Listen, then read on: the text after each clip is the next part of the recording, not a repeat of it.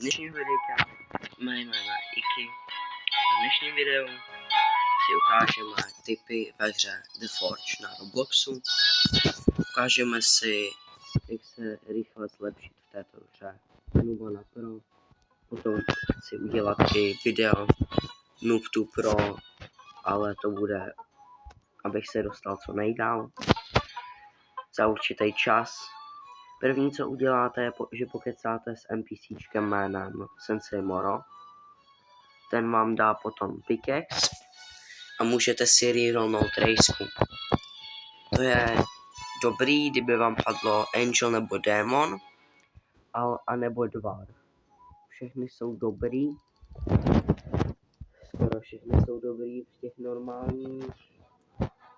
Ale můj cíl by byl Dwarf, Angel nebo Démon.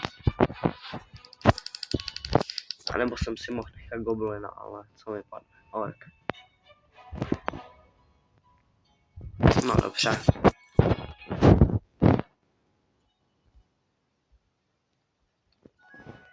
Ze začátku hry, kdy vám tady to ještě ukazuje všechny ty věci, jak to máte hrát a takový.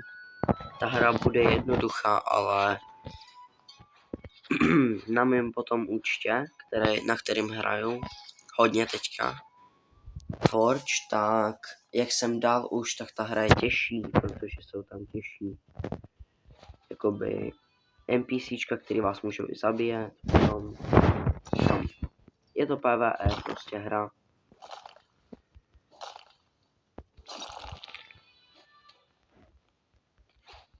Kdo neví, co je PvE, je to player versus entity.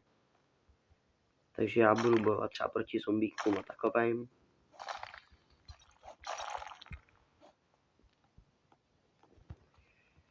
Za první úkol od Sensei Moru máme Moro, aby jsme udělali to, že vytěžíme 6 kamenů, který se jmenou Pebbles. Což uděláme a tím splníme úplně první jakoby část úvodu hry. Hned potom vám ukážu, jak končí tutoriál, jaký další věci můžete využít v tomhle. A hned teď asi ukážeme jednu věc, kterou doporučuji udělat. Hned co odezdáte tenhle quest, když začnete teda tu hru hrát, tak vytěžíte těch 6 pebbles. Pak vám to řekne, že máte jít forgenout ty zbraně. Což je to, co uděláte. Půjdete sem, dáte tam 3 kameny a teď vám ukážu systém, jak tahle hra funguje ve forgování. Tady to musíte jezdit nahoru a dolů.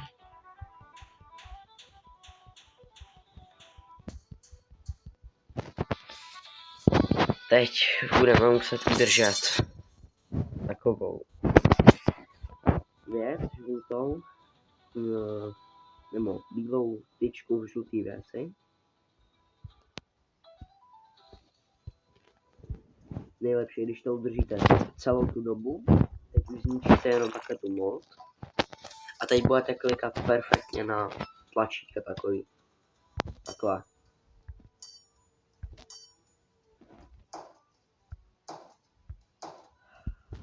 Jak můžete vidět, na mobilu jsem tam hodně špatnej. To se stává, ale...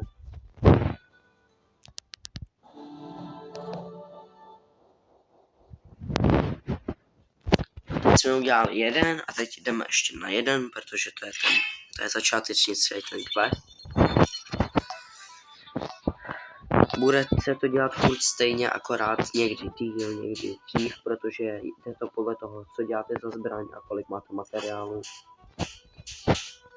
Čím víc materiálu, tím lepší bude zbraň, anebo čím lepší materiál, tím bude lepší zbraň. Potom se tady dají rakety armory, což za chvíli odemknu.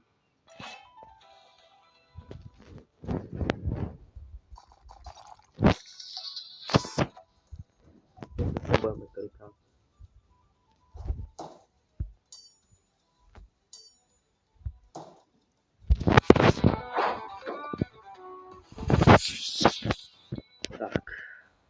Vybrali jsme dvě zbraně. Tak, teď nám to řekne, že si máme jednu tu lepší zbraň equipnout, nebo lepší. Což pro mě je tady ten Fall Hill Knight. Tu druhou zbraň jdeme prodat.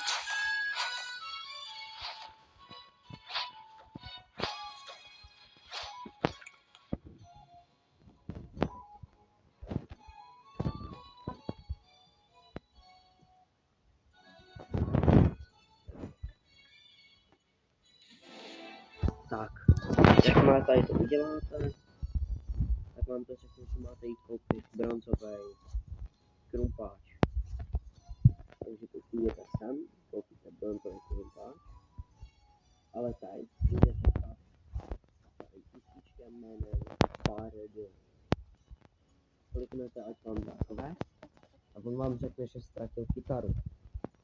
Tady ten quest udělejte, jak můžete vidět teďka od startu, kdy mám třeba 4 levely a vy ho můžete udělat úplně od startu, což doporučuji, protože tenhle quest vám dá pár levelů a dá vám 1000 těch peněz tady těch.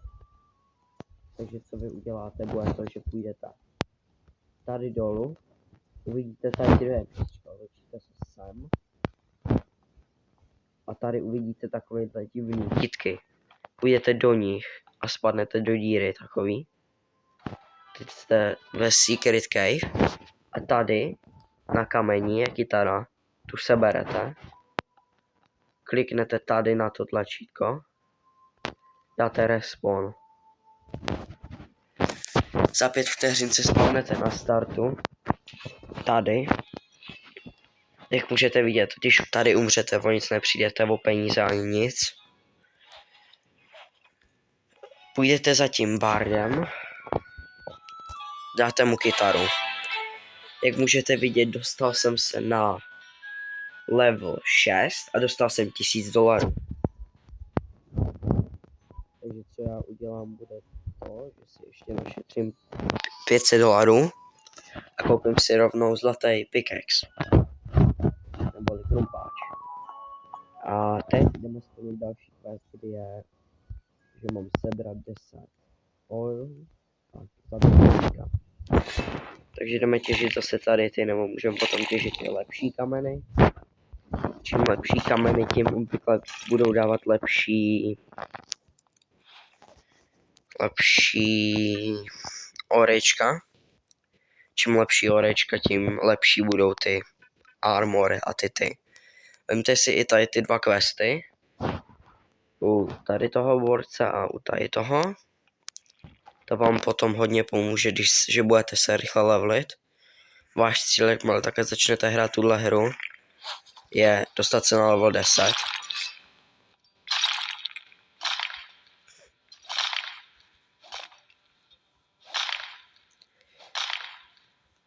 Což jakoby, ono to není tak těžký, ale samozřejmě, když budete farmit nějak jako pomaličku, tak to bude těžší.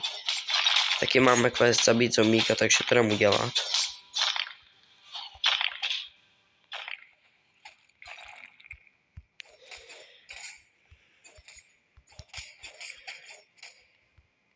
Hotovo. Dostanete z toho taky XPčka. No, tady ten ještě nemůžu těžit. Ten boulder. Jdeme těžit tady ty kameny.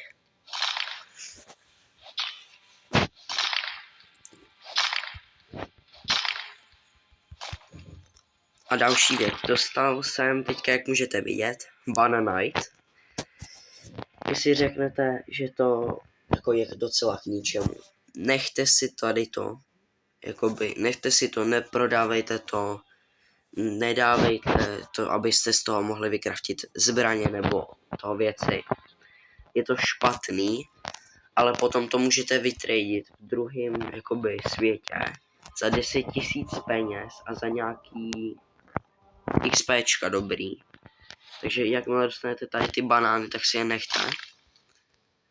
A prostě za žádnou cenu je neprodávejte, dokud nebudete v tom druhém tomu. Kde vám potom ukážu, kam je dát. Dělat. Budete jich potřebovat 30 abyste dostali tu dobrou cenu, za kterou se to reálně vyplatí. A co potřebujeme ještě teď? Potřebujeme se dostat do level 10, což tomu nám pomůže i věc. Zase zabiju rožozomíka, bohužel. Furt mě tady otravujou v týkejvce. Tak. Jak jste teď mohli vidět, tak jsem dostal něco, co se jmenuje Small Essence. Tyhle esence potom budou ve hře dobrý na to, že si budete moct levelovat zbraně a jakoby armor. Tady to otevřete s tím klíčem, který vám dal ten Bard.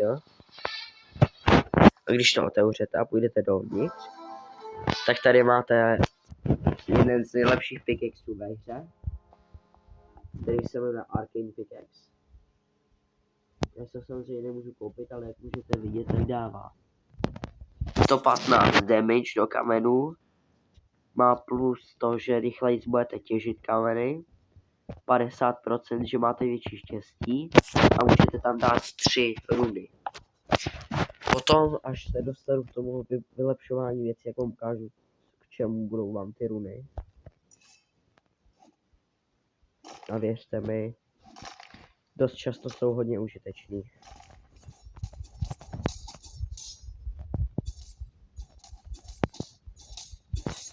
Protože třeba jak můžete vidět teďka, tak já mám úplně strašný jako mečík malý, jo. Jakmile dostanu, řekněme, větší meč, už třeba katanu, potom je tady, tak na ní dám Fire Essence, nebo Fire Runu teda. A to udělá to, že ten meč bude hořet a tím bude dávat větší damage.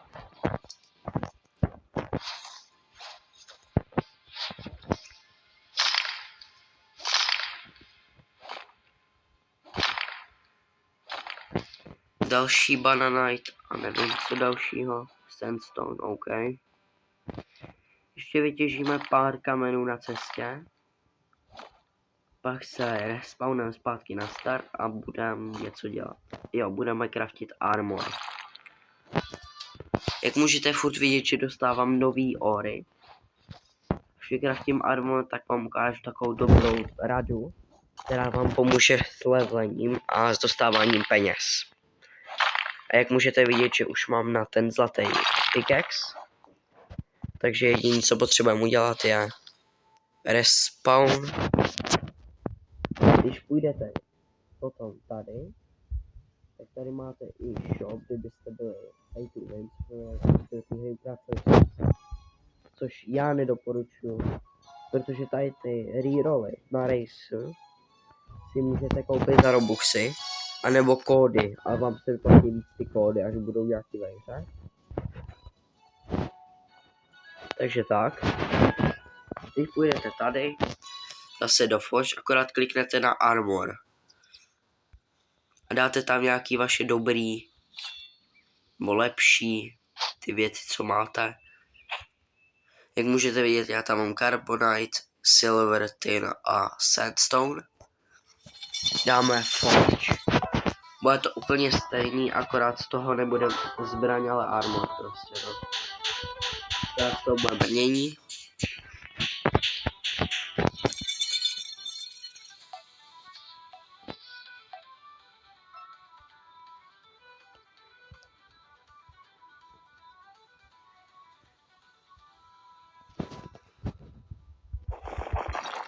A máme z toho takový pár docela divný, ale ono vám potom ty lepší už pomůžou v tom, že jako ty zombíci vám budou dávat menší damage.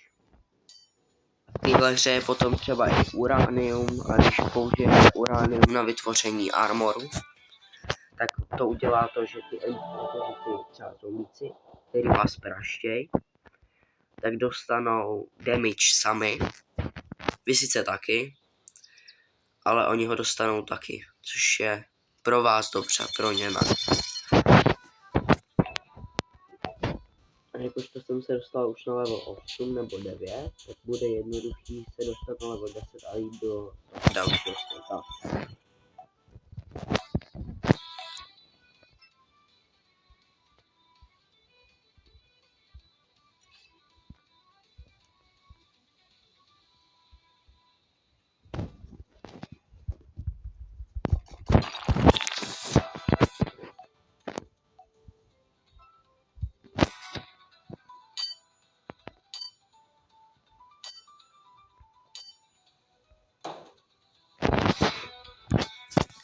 Tak, vykraftili jsme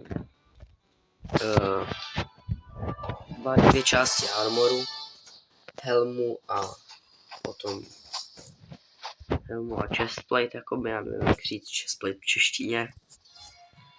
No prostě chestplate, kdo nezná, tak pochopí. Jak vypnu si teda tady to, ten armor se equipněte.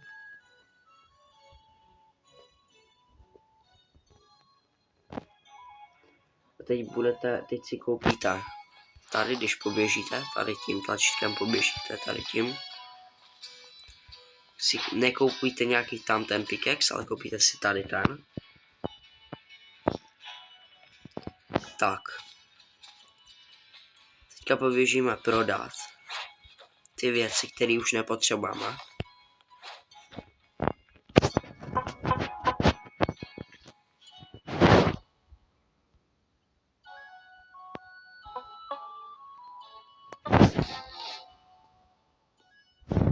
Mám pocit, že tenhle ten stojí zrovna 500, takže ten si teď nekoupíme, myslím. Jo. Takže co jdeme udělat? Půjdete do inventáře, tady půjdete do achievements a tady byste equipli normálně XP multiplayer boost. To je od levelu 10, já mám level 8, takže půjdeme do indexu a tady si vezmeme ty věci, které jsme vytěžili. Level 9, jak můžete vidět, už mám teď level 9. Tady si vezmu další věc, tady. Teďka ve Forge, půjdu dolů a ještě tam budou ty light helmet a light chestplate. A jak můžete vidět, tak mám 1300 teďka a skoro dalších 1500 korun a skoro mám level 10 už.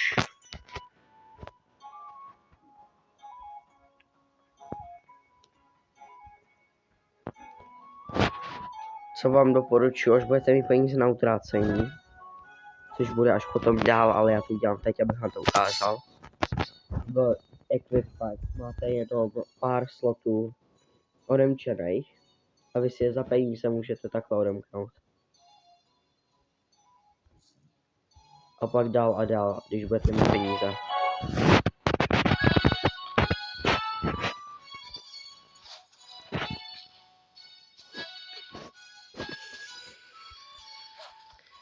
My potřebujeme pokecat teďka s někým, se Sensei Morou. Sensei Moro. Jak můžete vidět tady ty portály, k tomu se za chvíli dostaneme.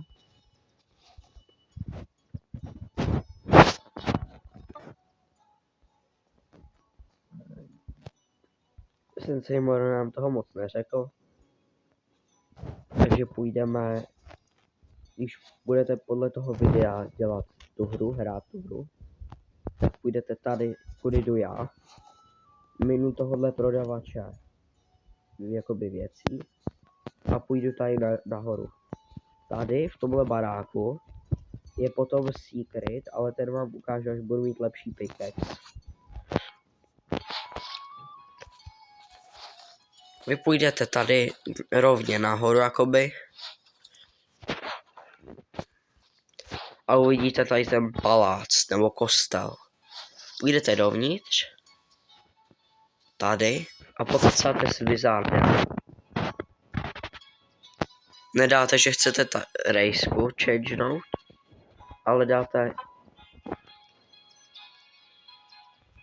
Tak ještě nedáte. Potřebuju, nevím. Level 10.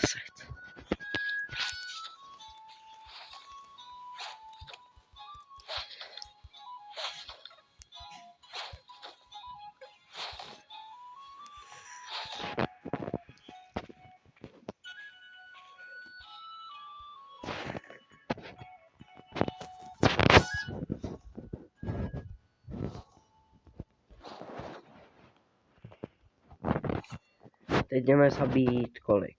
3 zombíky musíme zabít pro quest. Nezabijejte tady ty s tou čepicí, protože nemusíte, ty se stejně nebudou počítat. Já to dělám jenom protože chci vytěšit ten kámen.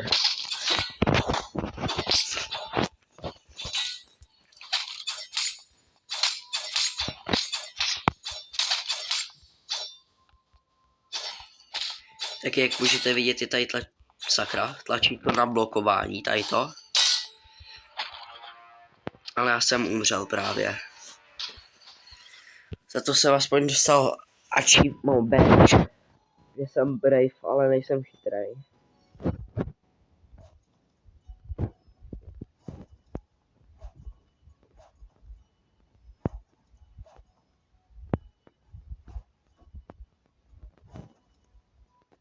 Musím dostat 35 orů, jak můžete vidět v tady questu Forging Under Pressure. Což není tak těžký.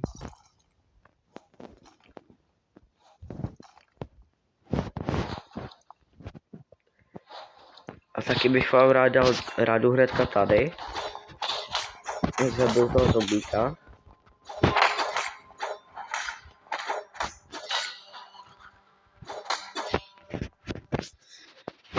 Jak budete tady v té lokaci, nekupujte tady ten krumpáč, je špatný. Je strašně pomalej a má malej lag boost.